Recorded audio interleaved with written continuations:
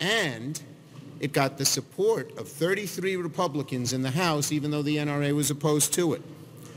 They are notable because the NRA scored, and yet you heard it right. The National Rifle Association is opposed to the latest version of the Violence Against Women Act, and too many Republicans are just going along. Why? Incredibly, one of the primary reasons the NRA is against this bill is because it closes Senator Klobuchar's amendment, the boyfriend loophole, which would ensure that dating partners convicted of domestic abuse can lose access to their guns. The NRA is woefully out of step with the American people on this issue. Common sense, the same common sense that says if you're a spousal abuser you shouldn't get a gun, says if you're a boyfriend who has treated his girlfriend very badly, he shouldn't get a gun either. So shouldn't matter whether you're married or not. You've got to protect the survivor.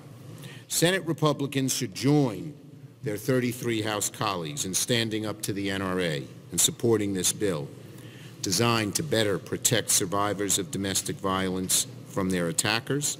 In addition, the House VAWA bill contained critical provisions to tribal communities, and they've been ignored. When women have been abused on tribal lands, they don't get the same protections that women in the rest of America get. They should be. And I want to salute the Native American community for going along with this issue because it's so important.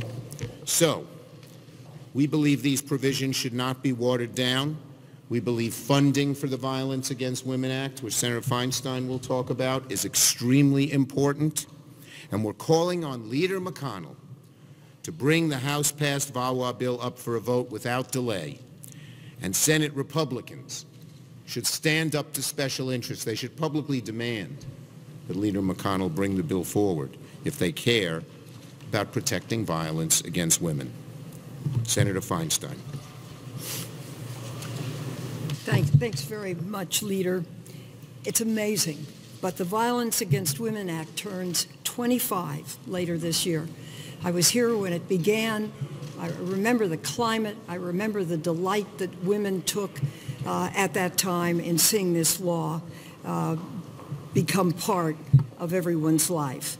The original law had two key purposes. First, it improved the ability of law enforcement to investigate and prosecute sex offenses. This includes increased penalties for stalking and a requirement that states enforce protection orders from other states. That's now well accepted. It was not then. And second, the original bill provided a wide range of grant programs to address violence against women from a different variety of angles. They included grants for the law enforcement, public and private service providers, and crime victims. Since then, the bill has been reauthorized 3 times, in 2000, in 2005, and 2013. And each year, the bill has been improved to better protect women. And I hope we do that again this year. Federal funds have been key. And for 2018, VAWA saw $553 million in federal funds. Much of that went to the Department of Justice's Office of Violence Against Women. As a member of the Appropriations Committee, I've had the pleasure of voting for this and will continue to do so. And I'll be working with Senator Joni Ernst on this year's reauthorization. We think the House bill is a very good bill. It's strong. It has more than a dozen improvements over the 2013 reauthorization, each of which I plan to discuss with Senator Ernst. So I think the House bill also increases the authorization of the Rape Prevention and Education Program from $50 million, it trebles it to $150 million. So this is really an important time.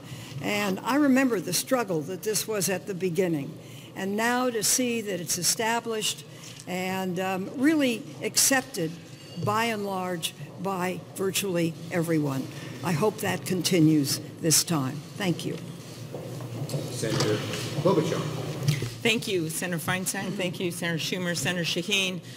So this is an opportunity we have right now to greatly improve the Violence Against Women Act. Every time this bill comes up for reauthorization, we have the opportunity to improve the bill so that we can get at the crimes that we're seeing against women.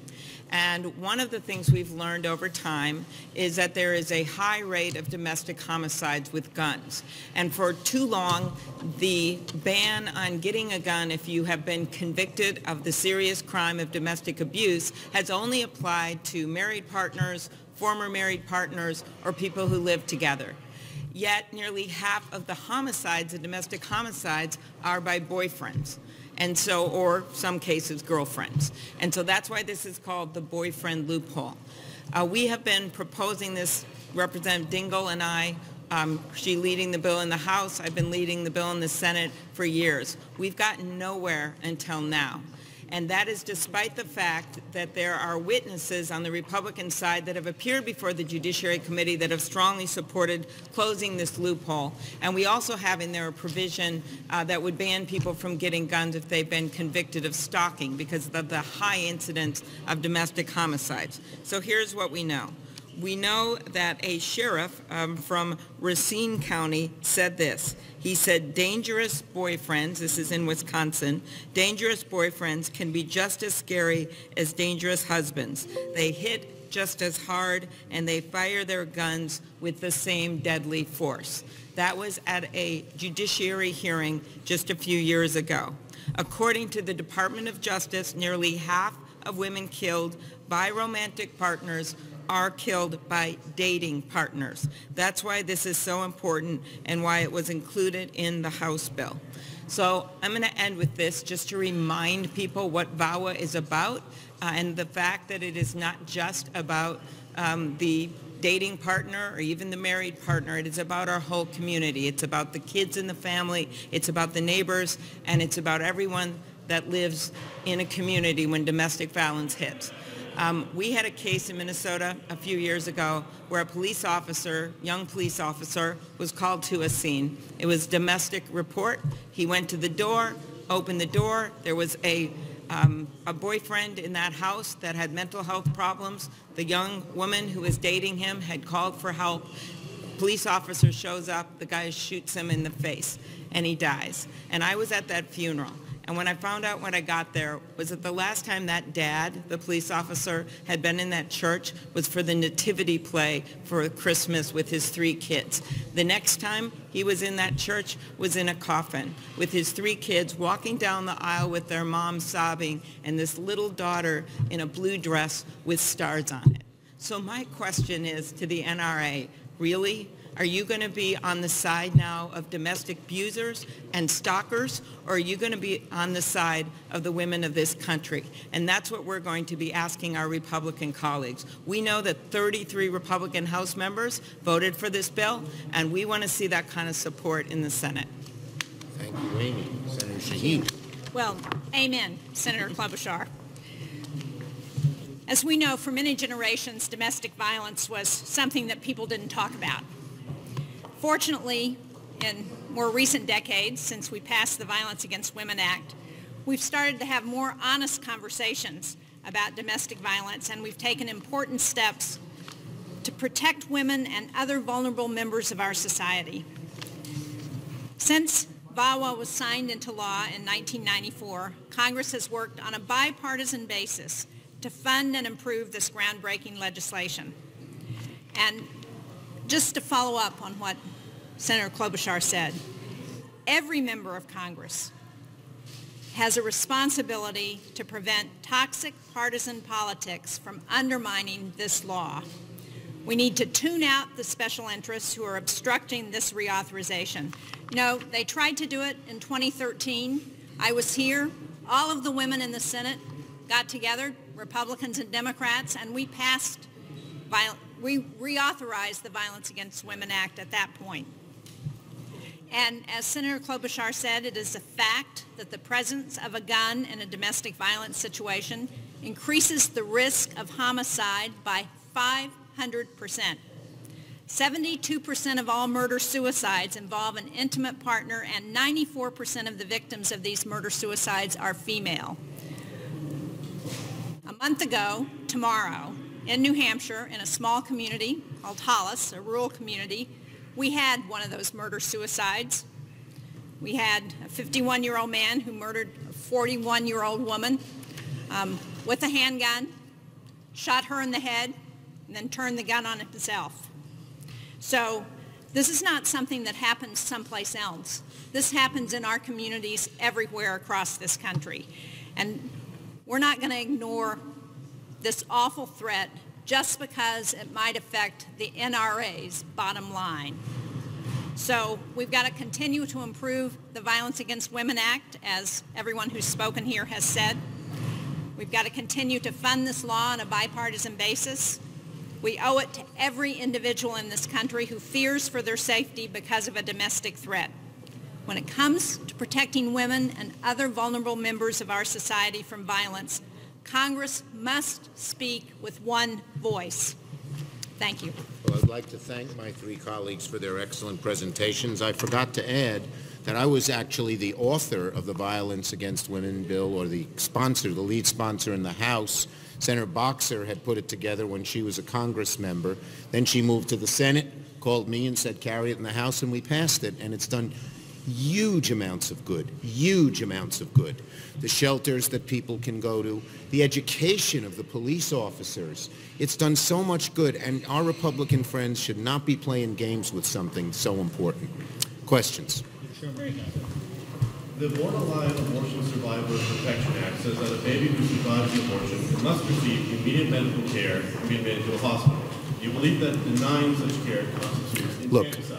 You know, this issue has been brought up over and over again, and it's bogus in terms of how our Republican friends are interpreting this. Infanticide is against the law, and a woman has a right to decide what is her choice with her doctor before that moment, before the child is born. So this is all just, again, fear-mongering and falsification of what is actually happening. Infanticide is already illegal.